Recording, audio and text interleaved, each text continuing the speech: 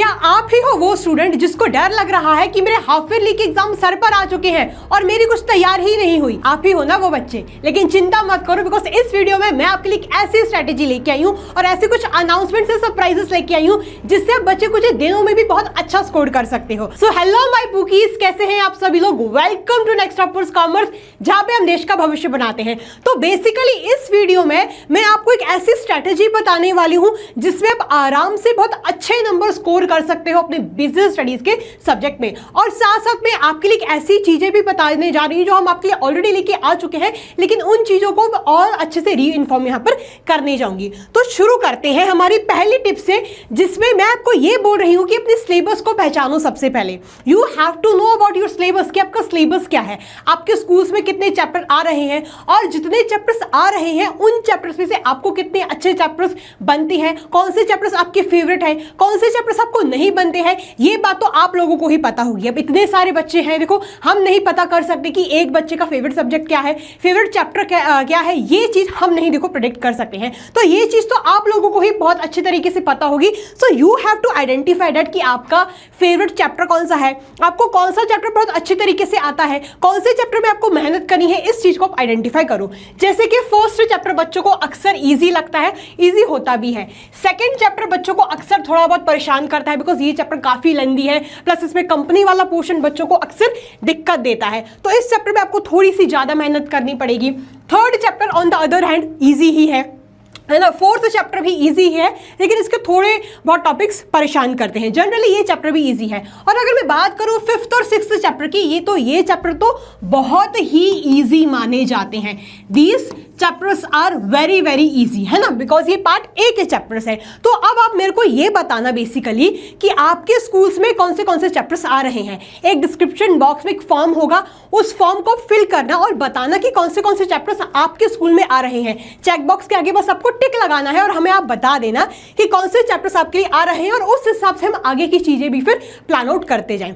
तो आपको क्या करना है, आपको पहले ये पता करना है कि मेरे फेवरेट चैप्टर कौन से हैं, कौन से चैप्टर्स मेरे को बहुत अच्छे तरीके से आते हैं और कौन से चैप्टर्स में मेरे को ज्यादा मेहनत करनी है, कौन से चैप्टर्स में मेरे को कम मेहनत करनी है। आप ये प्रेडिक्ट करो, ये आइडेंटिफाई करो और उस हिसाब से अपनी प्लानिंग शुरू कर दो। और जो फॉर्म दिया गया है उसको जरूर फिल कर देना। फिर फॉर्म हम आपसे क्यों फिल करवा रहे हैं ये आपको वीडियो के एंड में मैं आपको बताने वाली हूँ, ठीक है।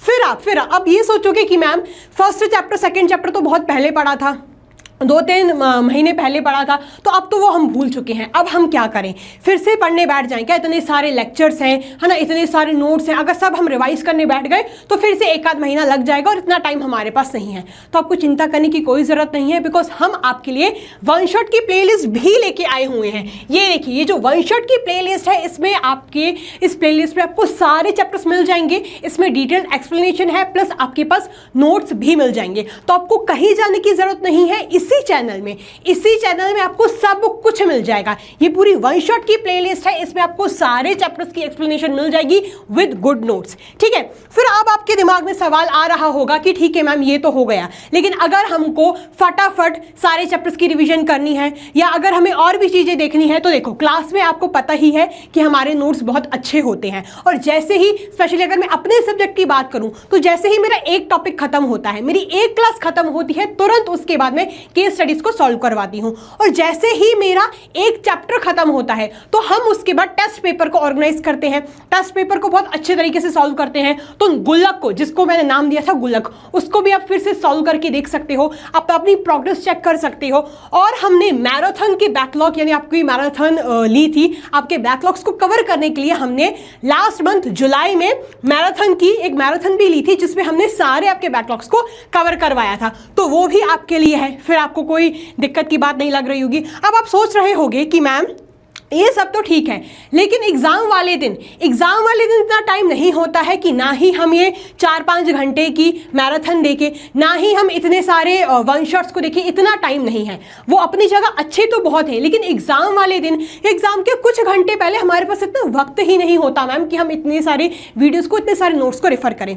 चिंता मत करो, उस बात का भी सॉल्यूशन है। उस बात का सॉल्यूशन कैसे है हमारे पास? हम आपके लिए रैपिड रिविजन भी लेके आ चुके थे। रैपिड रिविजन में हमने कुछ कुछ मिनटों के अंदर अंदर 5, 10, 15 मिनट के अंदर अंदर ही पूरे अपने चैप्टर्स को कवर करवाया था। तो अगर आपको एग्जाम वाले दिन फटाफट एक क्विक रिवीजन करके जानी है तो ये रैपिड रिवीजन भी आपके लिए जिंदाबाद है। आप इस रैपिड रिवीजन की वीडियोस को भी देख सकते हैं। तो हमारे ही चैनल पे आपको सब कुछ मिल रहा है, ठीक है। और अब हम ये सोच रहे हैं कि ऑलरेडी हमने आपको बहुत कुछ प्रोवाइड कर दिया है, लेकिन क्योंकि अब आपके एग्जाम्स आ रहे हैं तो फिर से आपको ज़रूरत लग रही होगी कि एक बार फिर से हमारी रिवीजन हो जाए या हमें कुछ इंपॉर्टेंट क्वेश्चंस वगैरह पता चल जाए। तो मैंने अपने सब्जेक्ट के लिए पर्सनली ये सोचा है कि क्यों ना मैं आपके लिए केस स्टडीज लेके आऊँ और ऐसे केस स्टडीज लेके आऊँ जिससे आपकी प्रॉपर टॉपिक्स की भी रिविजन हो जाए। तो अब आप मेरे को कमेंट बॉक्स में ये बताना कि आपको क्या चाहिए, है ना। मैं आपके लिए इंपॉर्टेंट क्वेश्चंस लेके आऊँगी जिसमें मेजरली केस स्टडीज ही होने वाले हैं। तो क्या मैं उस चीज के साथ कंटिन्यू करूं